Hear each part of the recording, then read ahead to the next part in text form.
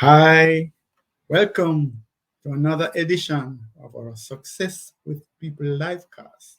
Today, you're in for a treat as we are going to be unveiling our authenticity amplifier with our real leadership framework. So, I'm Trevor E.S. Smith. I'm with the Success with People Academy, and I will be your guide as we share authentic leadership, leading with integrity and purpose, and how you will apply the authenticity amplifier. What is that? You'll find out in a minute. So, what's our agenda? As you know, we strive to be out of here in the region of 30, 35 minutes. We definitely don't go beyond 40 minutes. So, um, we will look at what is authentic leadership. We want to look at the authenticity amplifier, and we will be introducing our real leadership framework: reflect, engage, align, leverage. And then, of course, we want to examine why are we talking about authentic leadership? Why is this relevant? We have two interesting case studies which will help you to deeper understand and to apply the authenticity amplifier in your leadership practice.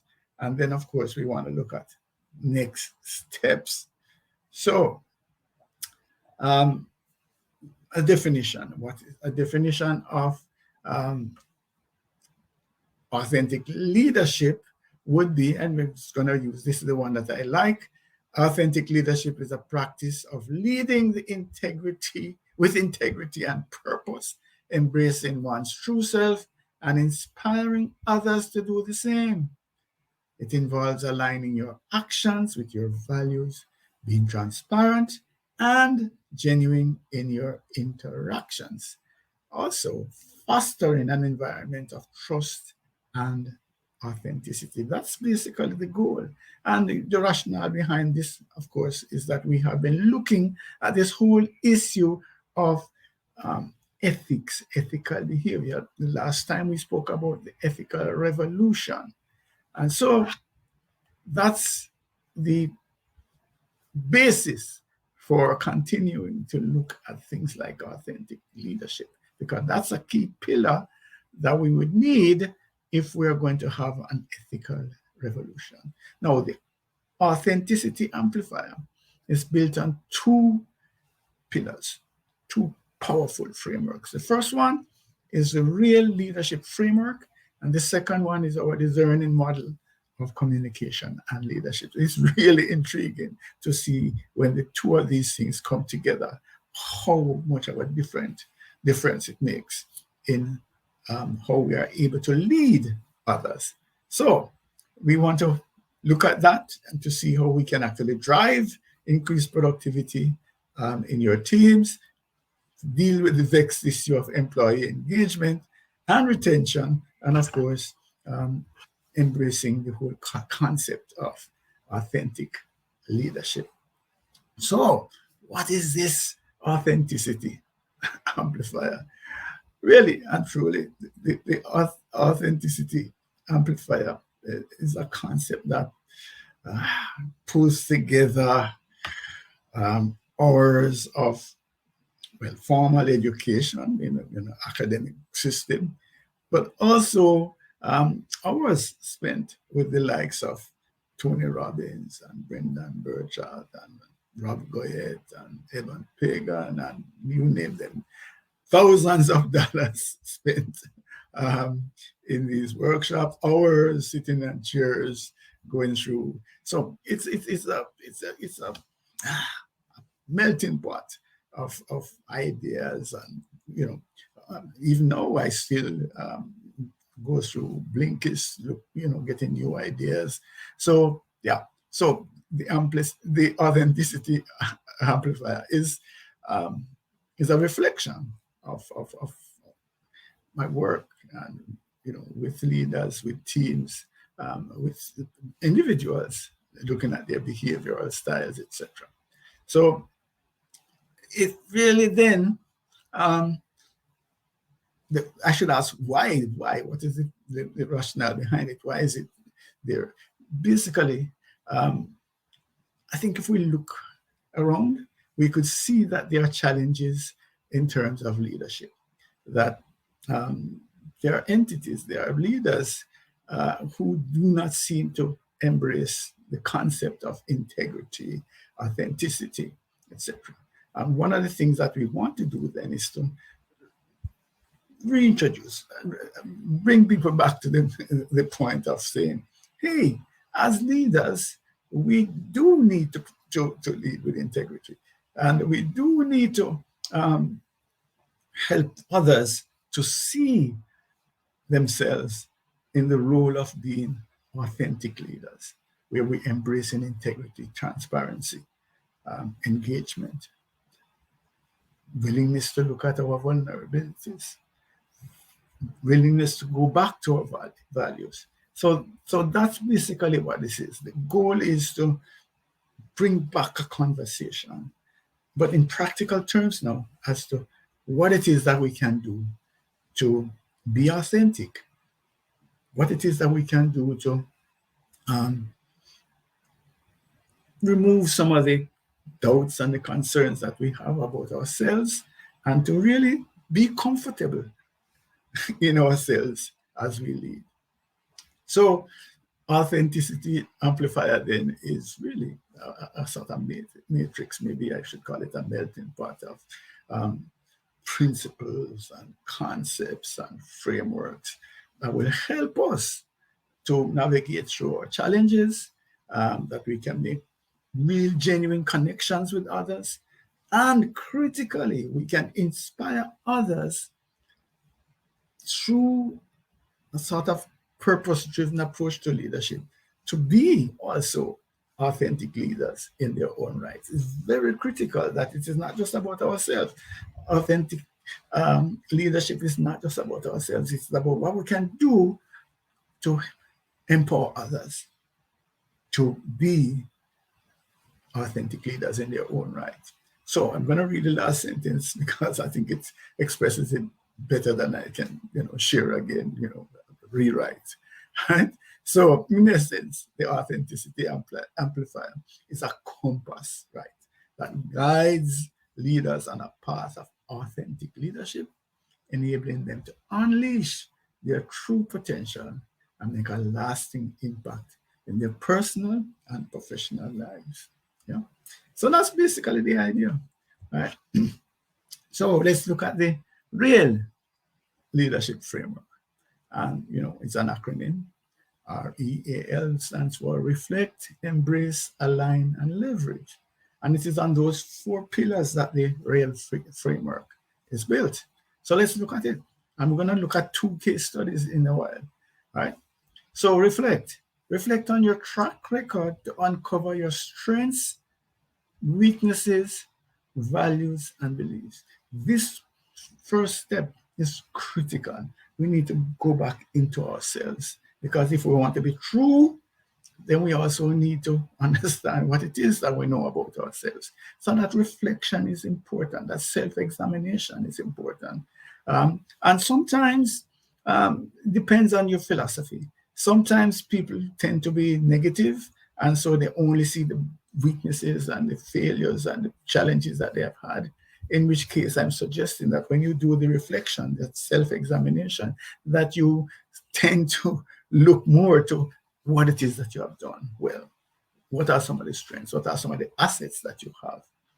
On the other side, if you tend to ignore your vulnerabilities, I'm suggesting that today, when you're doing this reflection, that you also look at mishaps, things that you could have done better, areas that you might need some work. So the whole idea here is to get to grips with really who you are. Forget what's happening outside and try and get to inside, who you are at your core. What is it that you believe? What is it you hold to be true? What is it that you have done well? What is it that you have struggled with? And I'm suggesting, of course, yes, you know that I work with behavioral assessments and have great confidence in these behavioral DNA analyses. And I'm suggesting that you could add granularity to your self-reflection by doing a leadership DNA assessment. Okay, straight up. Authenticity, there we go. So the other thing would be, the E is embrace. Embrace vulnerability as a leader. Yeah, you don't have to know everything. You can, in fact, have Achilles heels. So that's the whole idea. The more we as leaders accept vulnerability, things that we're not as comfortable with, areas in which we would prefer to have some of our direct reports guide us, lead us, areas in which we might want to go and get some advice. Embrace your vulnerability as a leader, and that will help people to trust you, and it will bring about transparency in the team. Because if the leader is willing to say, hey, I'm wrong, no, I made a mistake, then others will feel more comfortable doing the same. Right. The other thing is about feedback. How we give and receive feedback is also important.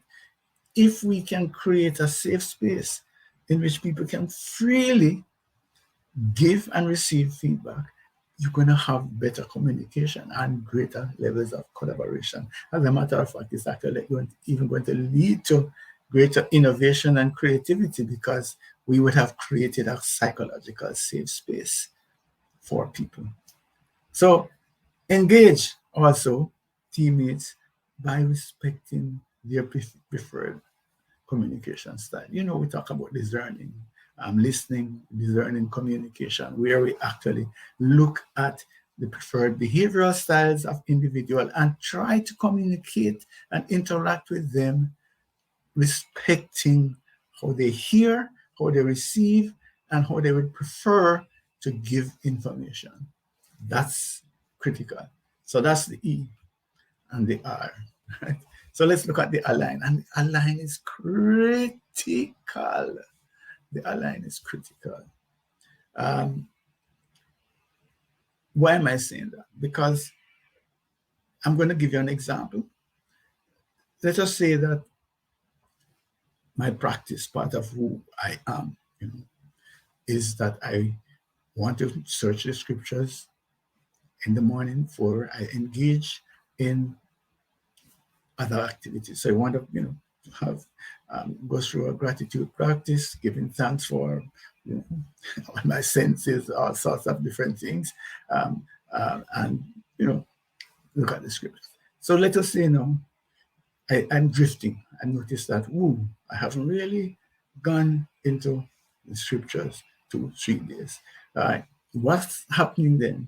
We might find that I didn't do my exercise regime either. And oh my gosh, my eating, I'm now eating some junk that I don't normally eat. That's what I'm talking about with an alignment. That sometimes the way that it works in life is that when one aspect of your life moves out of alignment, other areas follow.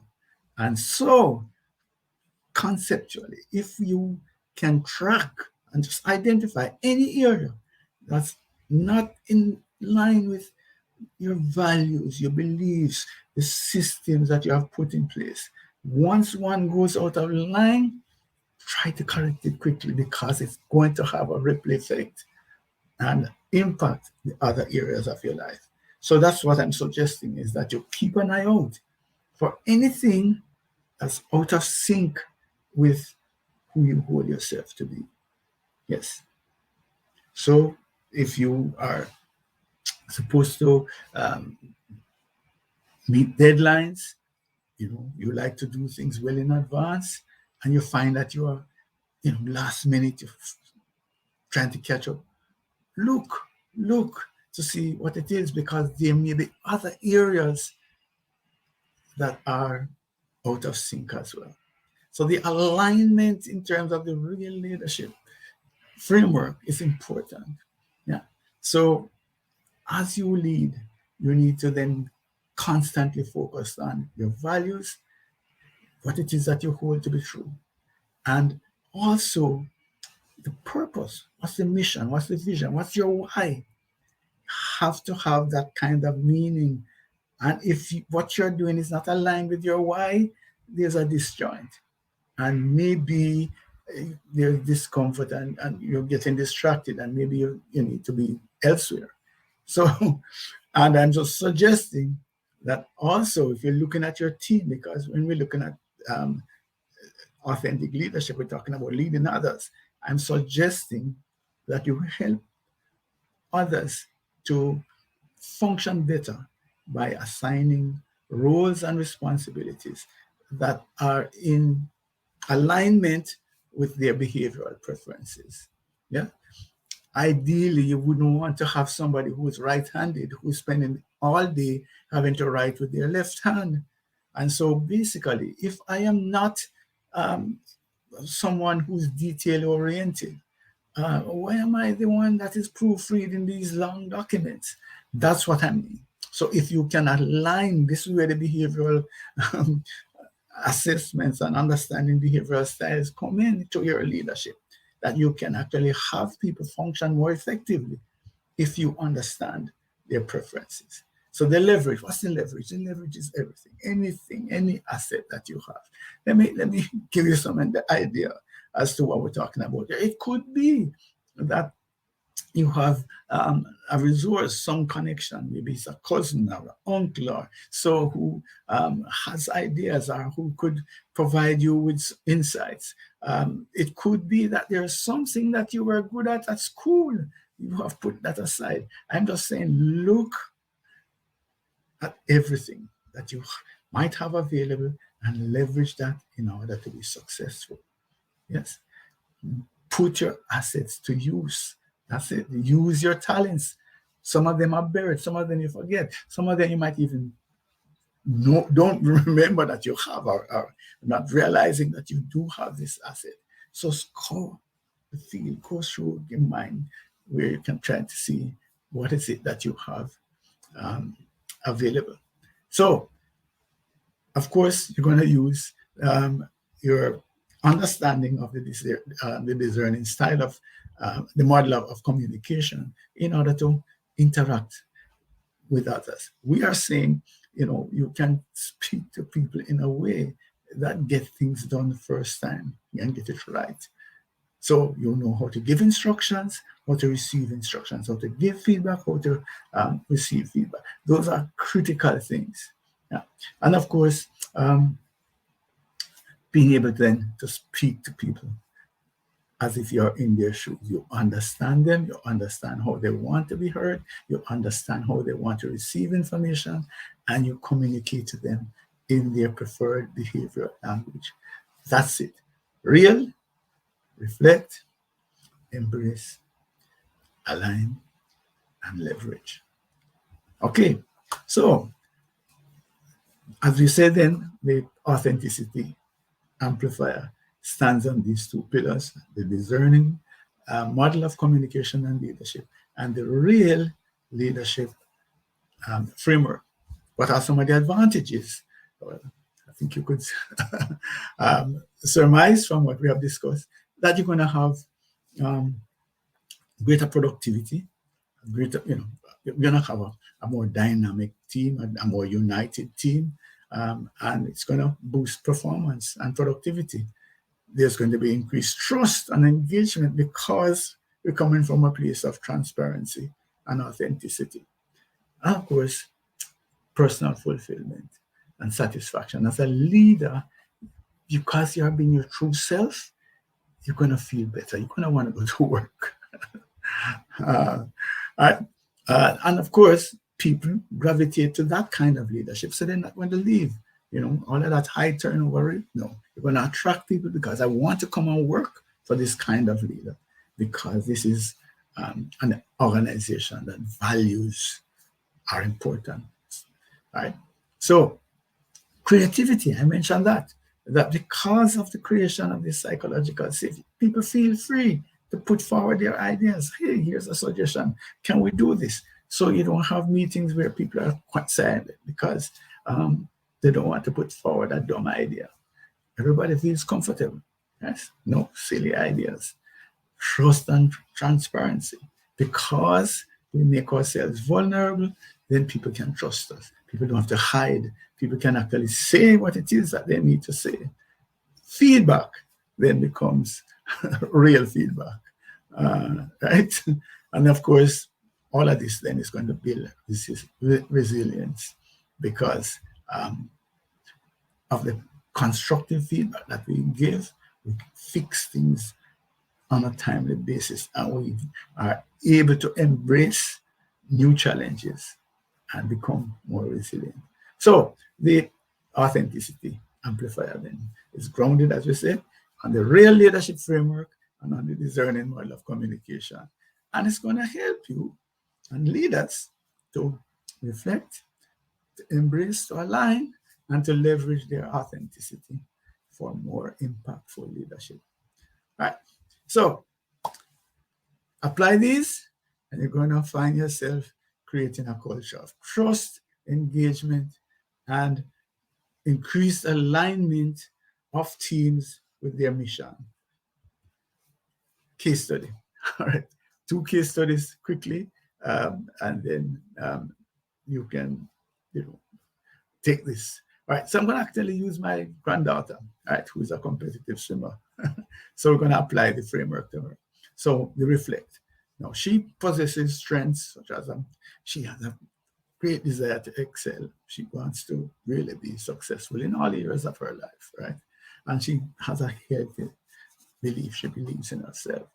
So when she is using the reflect here, element of the authenticity amplifier, she can reflect on those strengths and she can embrace then those qualities to perform. And she usually exceeds the expectation.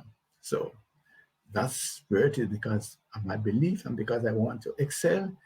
Each time I swim, I want to drop seconds. I want to drop milliseconds and seconds.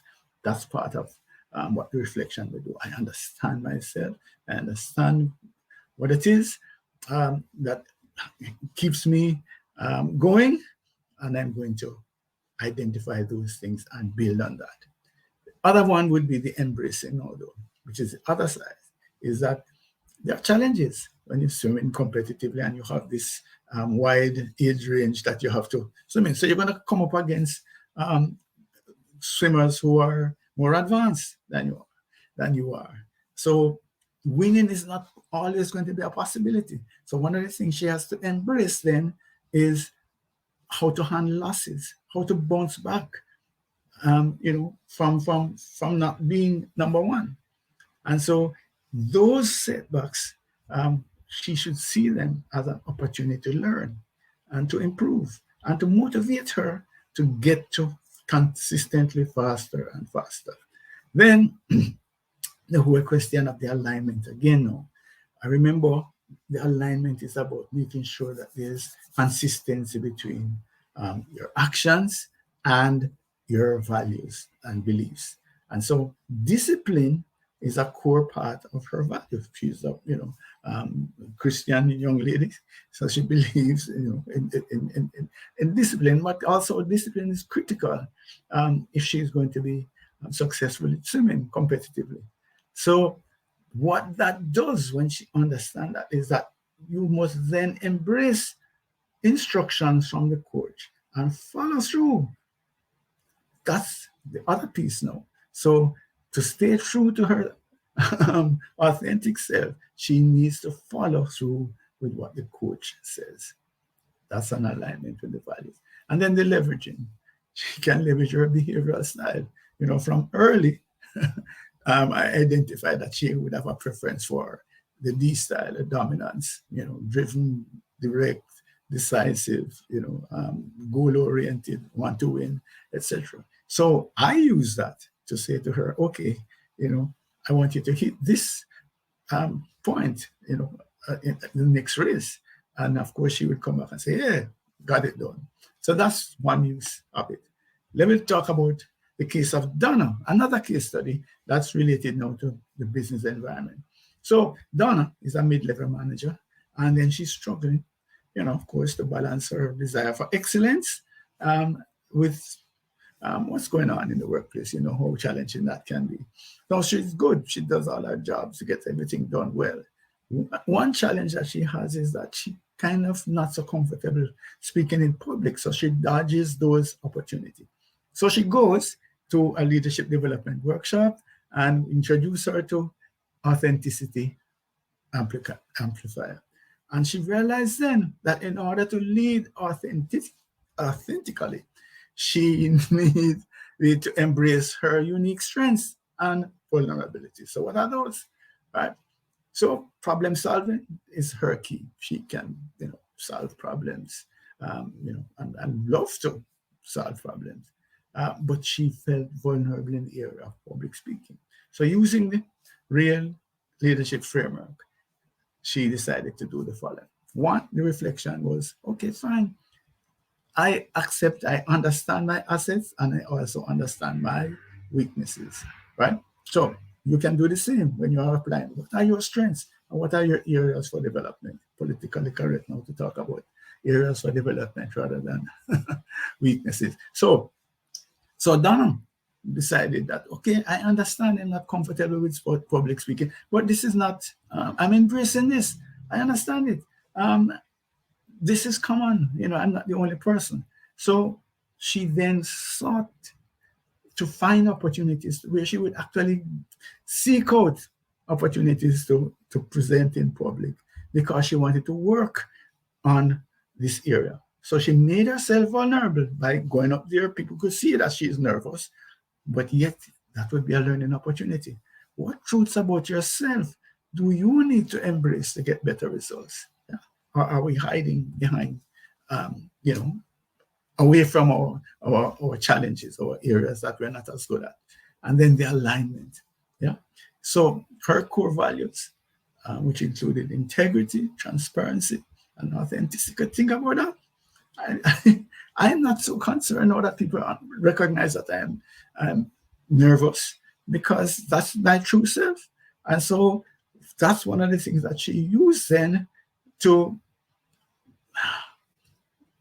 be more credible, to have a greater level of trust because people realize that, hey, I'm doing this even though I'm not comfortable doing this.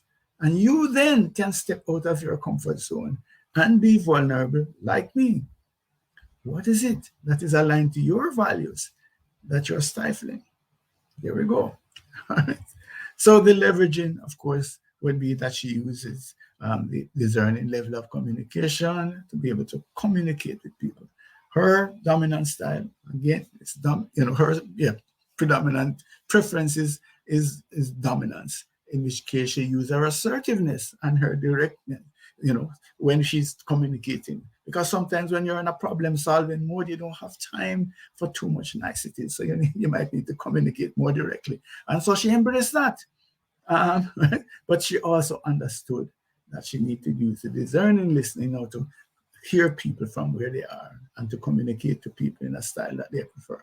So over time, her authentic leadership style shone through. Right. So by embracing authenticity and also the authenticity amplifier and using the real leadership framework, Donna not only became more effective leader, but also found greater fulfillment in her work. That can happen to you as well. So these case studies highlight the practical application of the authenticity amplifier in real world scenarios. They demonstrate how if you're intentional in your self-reflection, if you are willing to embrace vulnerability, if you are willing to align, make sure that there's no misalignment between your actions and your values, if you are willing to leverage your communication style and all the assets that you have available, then inevitably you're going to grow and you're going to be more successful. Yes. And we know the pillars by now. I could ask a question, what are the pillars of the authenticity amplifier? One of the things would be the real leadership framework, which is reflect, embrace, align, and leverage.